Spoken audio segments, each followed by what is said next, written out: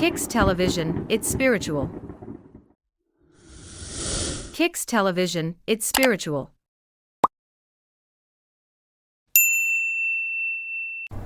Yama Obibia Aquaba Ediba Kicks television so say and any day Kanya Uti and now Shania. You better say or subscribe to YouTube channel Kicks television. Now if you watch share content via a debate or Sedebeya, when you are for so Ebenya video now we are the Ashe. A high Kwame Nkrumah museum and then no ye bad tall to guide no at the call round to let's go straight yen same na yen share a room. Na enema we be unim secret be ho entene na yebesua de bo modern say obekan ho hwe video emaninsi me da say. Oh, you start with a brief history about the park, then you dive into a history about Nkrumah.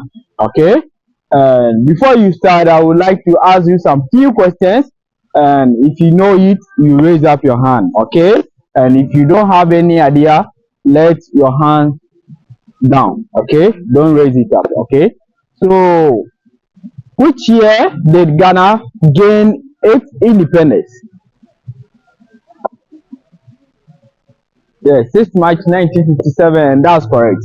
And what is the name of Osaifu Dr. Kwame? What is his full name?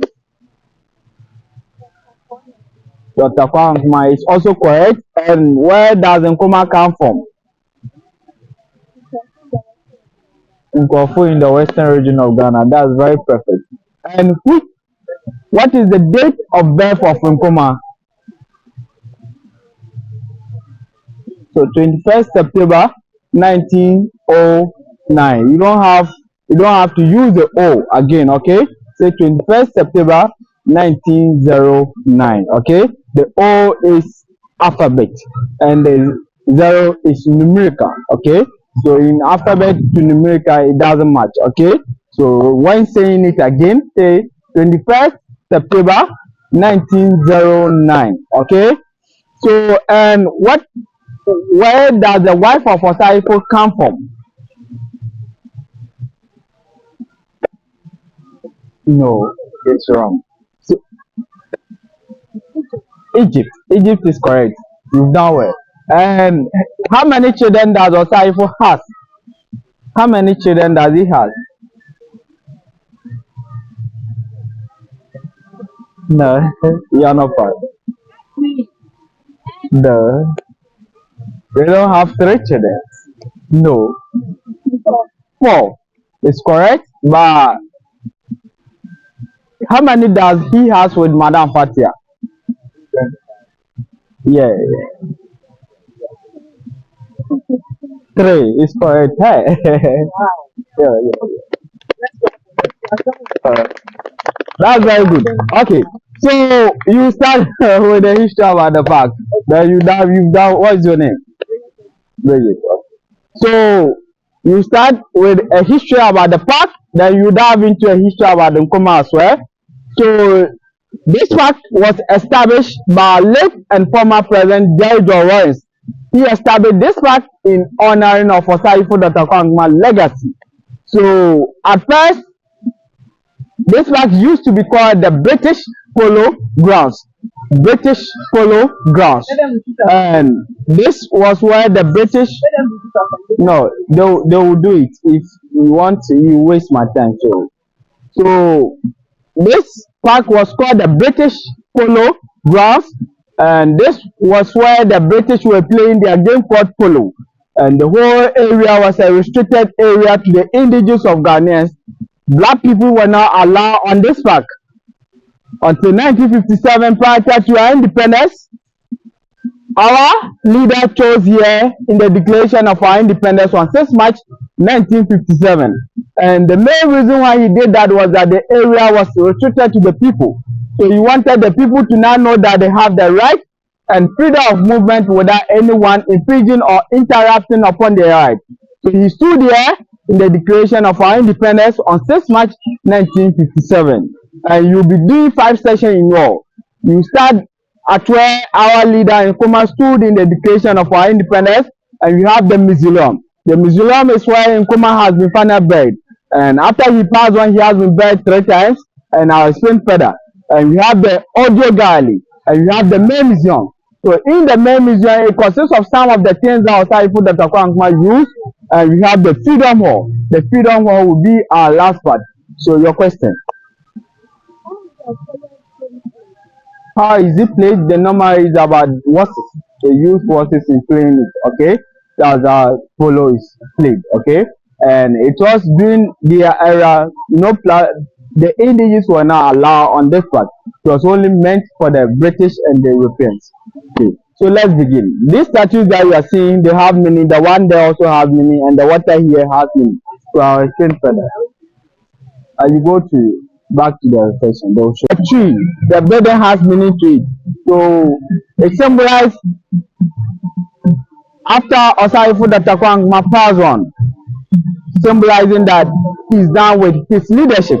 So in Africa, in Ghana as a whole, when someone passes on, or when you go to a farm and you want to find a place to sit, you normally sit under a tree. So it symbolizes that he's done with his leadership, he's done resting. And taking it from the top to the down, it's a trunket tree, symbolizing that his leader, his vision and ideology for Ghana and Africa as a whole wasn't fulfilled in the long term. And the edges of the building from the top to the down, it's a sword. So in Ghana, when a sword is raised up, it is a sign of authority. But when it turns upside down, it symbolizes peace, okay? And the blaster in it symbolizes the hope of Africa.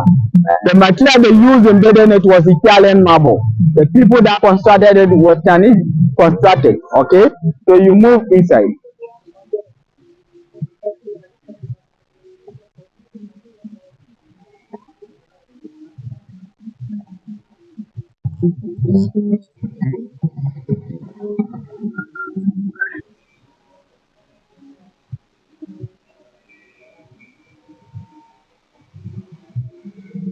So this is the final burial of Osarifo Dr. Kwame Nkrumah. And as I made mention that after he passed on, he has been buried 3 times. So he died in Romania, Bucharest Hospital, on 27 April 1972. And after he passed on, he has been buried 3 times. So the first burial took place in Guinea, Conakry. And during that period, the mother of Osarifo Dr. Kwame Nkrumah was still alive. So the mother wanted to see the son before she also passed on. They abandoned the body in a metallic coffin from Guinea, Conakry to Ghana to hometown in Sofo for the second burial. And the last place is here. Okay? So the first burial took place where? The first burial took place where? Guinea. The first burial took place where? The second burial. In Nkrumah, and the last place is where? Accra, Kwame Nkrumah Memorial Park. So the metallic coffin that they use in embalming his body is in the main museum. When you get there, you see that one. So in his final burial, they use a wooden one against this one. Okay? So Osarifo died of prostate cancer at the age of 63 years. And the wife of our great leader, Osarifo, was from Egypt. So after he passed on, Madame Fatia was 36 years. She never got married to any other man. Until 2007, she also passed on. But on her sickbed, she made a request to the government of Ghana that when he dies, she would like the body to be buried close to her husband. So after he passed on, they moved a body from Egypt and they gave her a befitting burial here. Come here.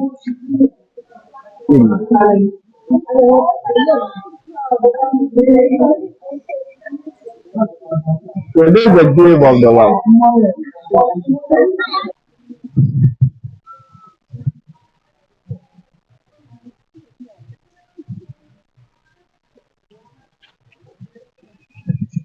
So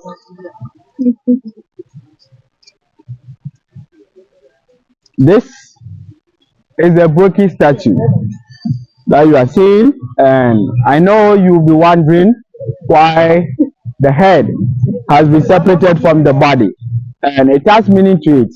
So this statue that you are seeing, it was in a complete form in the old Parliament House of Ghana, not far from here, across the High Street. This is where the statue was.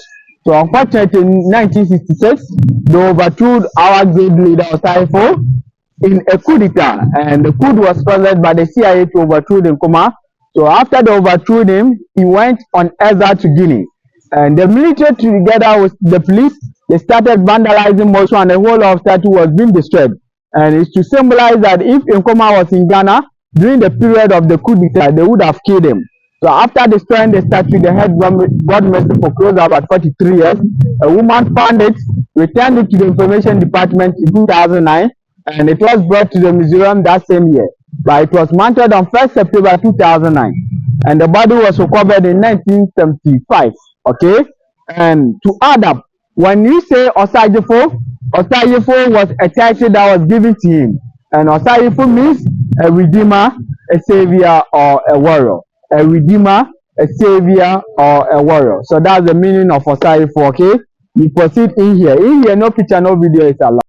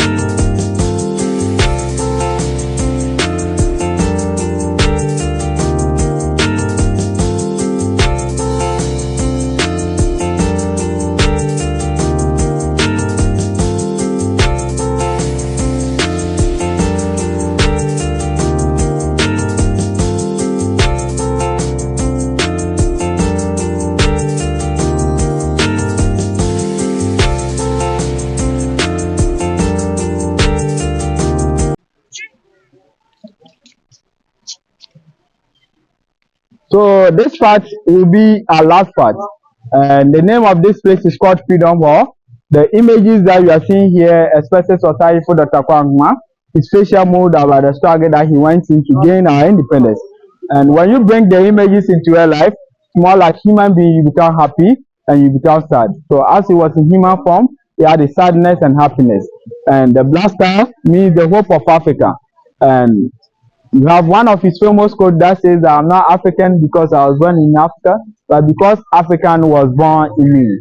So meaning that wherever that you find yourself in Africa, and the culture and everything lives in us, no matter our place of birth. Okay, and this is the last one. So you are done. Okay.